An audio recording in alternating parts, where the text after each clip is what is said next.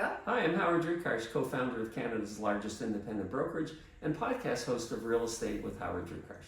And I'm Raluca, co-founder of the Cora Software Solutions and award-winning realtor. So today we have a question from who? Yes, we have a question from Mike Cohen. Mark is the managing partner of TCS Marketing Systems. And Mark asks a really good question. How did the multitude of interest rate hikes over the past several months impact both the end user and investor buyers alike? And what impact did they have on pricing and other considerations in the market?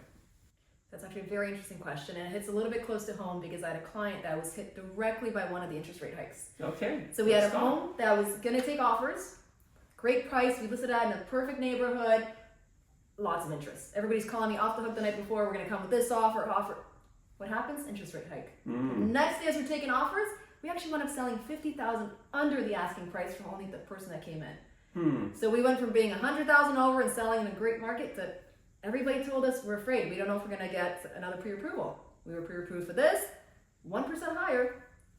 I don't know if I can do it. So right away, it affected people. Yeah, and that's I think what Mark is saying, because in his business of pre-construction, marketing pre-construction, interest rates are very important, right? And because people generally people qualify to the maximum they can afford, right? So you're at the maximum, all of a sudden there's an interest rate hike, you can't afford it anymore. You're not going to be able to afford it. So as I said, it affected people right away.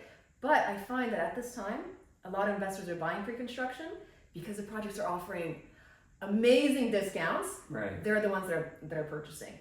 Investors that purchased a house about a year ago when the interest rates started going up and they had renters, they're losing their shirt right now.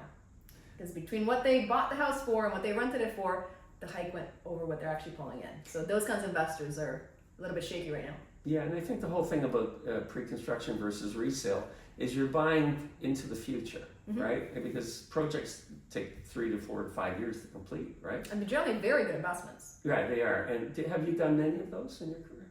I worked for about 15 years in the pre-construction industry, and I myself am an investor in pre-construction. So so you know it in and out. Okay. Yes. All right, so folks, that's a great question from Mark. I have to admit, I've known Mark for many years. We also had him as a podcast guest, and he's just so knowledgeable. In my opinion, one of the most knowledgeable people in pre-construction and marketing in pre-construction. So thank you, Mark, for taking time for the question. Thank you.